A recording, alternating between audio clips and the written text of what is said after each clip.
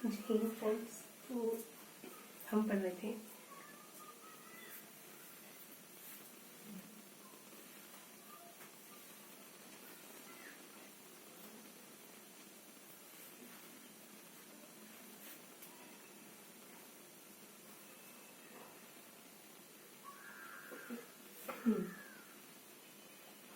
हम गणित पढ़ रहे थे। चौक तो आज भी नहीं लाई हुई। सवाल तो थे कुछ फैक्चुअल थी, कुछ चीज़ें याद रखने वाली थी और कुछ ऐसी हो जाए। हमेशा की तरह शुरुआत करेंगे। एक बार किसी राजा ने पारस पत्थर ढूंढने के लिए हाथियों को समुद्र में लोहे की चेन के साथ तालाब लोहे की चेन के साथ गुजरवाया। किसी एक हाथी की चेन सोने की होकर आई तो राजा को लगा शायद पारस पत्थर होगा। सदियों से वहाँ पारस पत्थर ढूंढने के लिए हमेशा लोग आते रहे। तो राजा ने भी एक प्रयास किया। आज लाइटिंग नहीं थोड़ी सी थी। राजा ने एक प्रयास किया तो परिणाम स्वरूप उसको सोने की चेन, है ना, ये किस्सा हुआ कि एक चेन सोने की होगी। राजा ने सोचा शायद मुझे पारस पत्थर मिल जाए। खूब समय गुजारा, खूब धन, खूब श्रम, सब कुछ लगाया, लेकिन कोई पत्थर नहीं मिला। कोई पत्थर है भी नहीं, है ना। ऐसे ढूंढेंगे तो कभी कोई पत्थर नहीं मिलेगा। किसी चीज का यहाँ कोई फिक्स फॉर्मूला नहीं, कोई फिक्स फॉर्मूला नहीं किसी चीज का। क्या सही, क्या गलत, क्या क्या क्या, कौन सी किताब, कौन सा सूत्र, कौन सा नियम, कौन सा तरीका पढ़ना सुबह शाम दिन में, किसी से कैसे बात करना, क्या लहजा होता है, इंग्लिश बोलना, हिंदी बोलना, बड़ों से इंग्लिश नहीं बोलना, जो भी स्टीरियोटाइप आपके नियम कायदे कानून, कोई चीज यहाँ फिक्स नहीं है ना। वो जितने लोग हैं उतनी बात है। जितने हर एक फिंगरप्रिंट अलग है। सुना होगा ना, मैंने भी सुना है कि हर एक की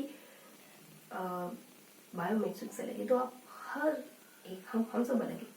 हम सबके नियम कायदे कानून, हम सबके जीवन जीने का तरीका, हम सब बिल्कुल जुदा हैं एक दूसरे से। हर चीज का तरीका अलग है। तो किसी चीज को फिक्स करने, मतलब कोई भी ऐसा एक निकालने की कोशिश ना करे कि अगर गुस्सा आता है तो आंखें लाल होती है, या फिर कोई डांट रहा है मतलब नाराजगी, ऐसा कुछ नहीं है। कोई इमोशन किसी एक चीज को रिप्रेजेंट नहीं करता। जब इमोशन कहती होती तब आप रो लेते, हंसी होती है तब रो लेते। कोई चीज यहाँ फिक्स नहीं है ना। आपको जो सही लगे वो करिए, ठीक है। बस आपको सही लगना चाहिए। हर बार बताती हूँ, घूम फिर के बताती रहूंगी मैं आगे। शुरू करते हैं आज का सेशन। तो आज हम क्या पढ़ने वाले हैं?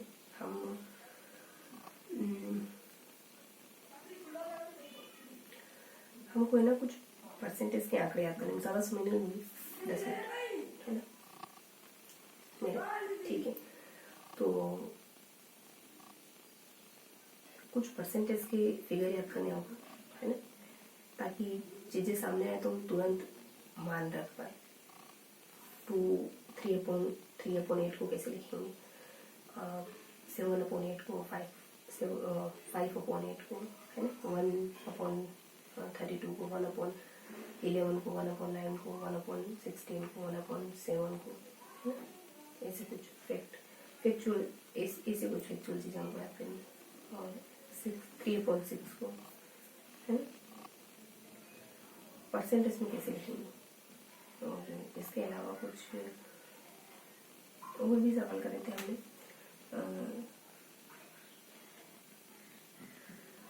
दो पेज और पढ़े थे हम इसके अलावा। एक तो परसेंटेज में, और एक हमने वो सवाल देखे थे जिसमें हमने कहा था कि अगर किसी वस्तु की कीमत 330 है और अब जब उस वस्तु का मान बढ़ गया तो 330 में 1 kg कम मिल रही है, वही वस्तु, वही सामग्री। और एक था कि प्राप्तांकों के बारे में था कि परीक्षा में इतने प्राप्तांक आए, उतने प्राप्तांक आए, तो इसके इतने आए, उसके इतने आए, टोटल प्राप्तांक कितने, पूर्णांक कितने, इसने कितने गेन करे, उसने कितने गेन करे, ये वाले सवाल। इसके अलावा और भी सवाल थे कि अगर किसी चीज़ की कीमत 50% गिर गई है तो उसकी मांग 50% बढ़ जाती है, और किसी चीज़ की कीमत 20% बढ़ गई तो उसकी मांग में 10 या 25% कमी होगी, ये वाले सवाल है। कीमत बढ़ जाने पर मांग में वृद्धि हो जाना और मांग में और कीमत घटने, मतलब ये वाले सवाल। फिर परसेंटेज में फिर ये कि 10 का 8% कितना होता है, 8 का 10% कितना होता है ना, और 10 8 का कितना परसेंट है, ये सब। फिर इन सवालों के अलावा कुछ और सवाल है, जैसे कि किसी प्रदेश की संख्या इतनी, जनसंख्या इतनी और इस दर से बढ़ रही है तो 10 सालों के बाद कितनी होगी, है। और आपकी मासिक आय इतनी और आप यहाँ खर्च करते हो, इतने परसेंट खर्च करते, कितनी बची, कितनी परसेंट आपने किन किन जगह खर्च करी। और कुछ बच्चे ये हिंदी बोलते हैं, कुछ अंग्रेजी, कुछ संस्कृत, तीनों चारों भाषा बोलने वाले बच्चों की संख्या इतनी है तो बच्चों की संख्या बतानी, परसेंटेज है तो, है ना, कुछ इस तरीके के सवाल थे। तो ये सारी कुछ इन्फॉर्मेशन हमने पढ़ी, इस तरीके के सवालों को हमने करा था। कुछ सवाल बन गए थे पहले पे, मतलब हमसे क्या बना क्या नहीं बना, कितना बना, ये भी तो मायने रखता है। तो परसेंटेज वाले जो सवाल थे वो कुछ हमारे हुए थे, उनमें याद ही करना तो ज़्यादा कुछ था नहीं, है ना। तो बस मान याद करने थे उनके 16 सहित, मतलब 16 2/3 मान बता रही हूँ ना, 16 3/2/3 14 1/7 और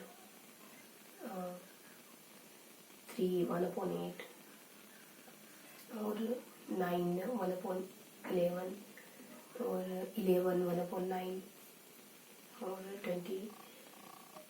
25% मान बता रही सिर्फ होगी, है ना, सिर्फ मान 6 और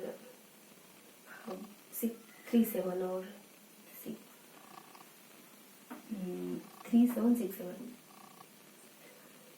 और ठीक है, हल्का सा मान याद है। और इसके अलावा कुछ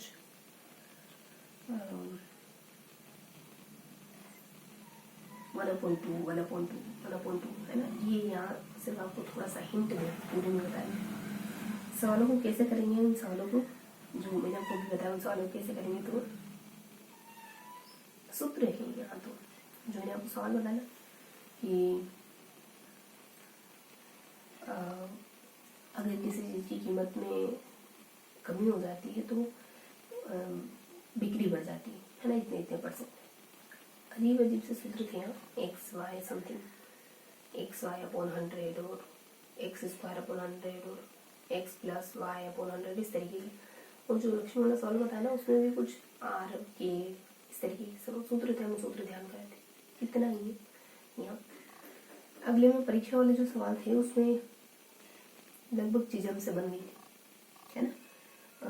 परीक्षा में कितने प्राप्तांक वगैरह आए तो ये लगभग हमने कर लिया था। एक सवाल था जो हमसे हम कहते हैं कि इनकी रिसर्च कामयाब हुई, तो इसके लिए हम सूत्र वगैरह देखते हैं। या फिर इसके अलावा जो सवाल थे यहाँ, उनमें जनसंख्या वाला सवाल बन गया था हमारा, और आय वाला भी सवाल बन गया था, और ठीक ठाक वो भाषा वाला सवाल में हमने थोड़ी बहुत पकड़ बना ली थी। एक आधा सवाल रह गया था जो धीरे धीरे और सॉल्व करते जाएंगे तो चीज़ें और क्लियर होती जाएंगी। अब एमसीक्यूज क्वेश्चन करते हैं और फिर सेशन फिनिश करते हैं। एक मिनट आती है।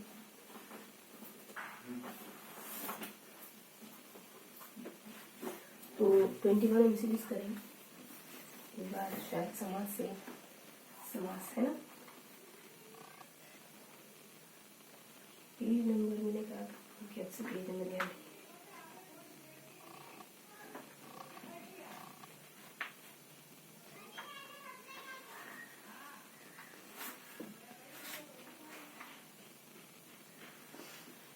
तो इनमें से किस शब्द में कर्मधारय समास नहीं, राजपुरुष में नहीं बता रहे हैं। वृक्ष होना शब्द में से किस समास को था?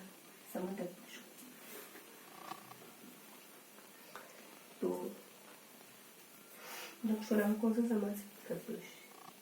अव्ययभाव समास का उदाहरण नहीं यथाक्रम, दिनों दिन, मन माना और हर रोज, ये सब अव्ययभाव समास है।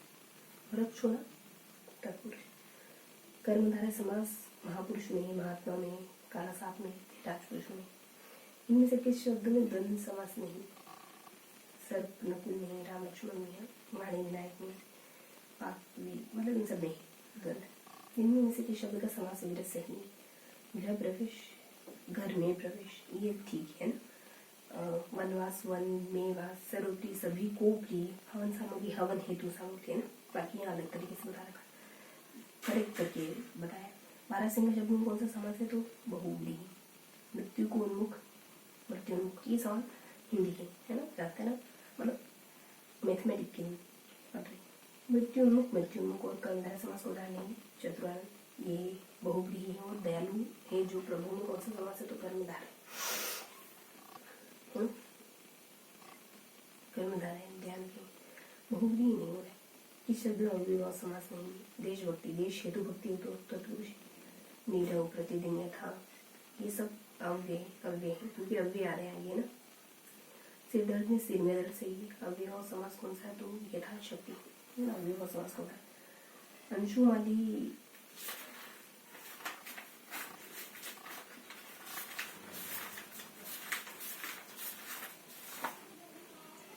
हलवाई कैसे लिंग? हलवाई और हिंदी में लिंग कितने होते हैं? 2।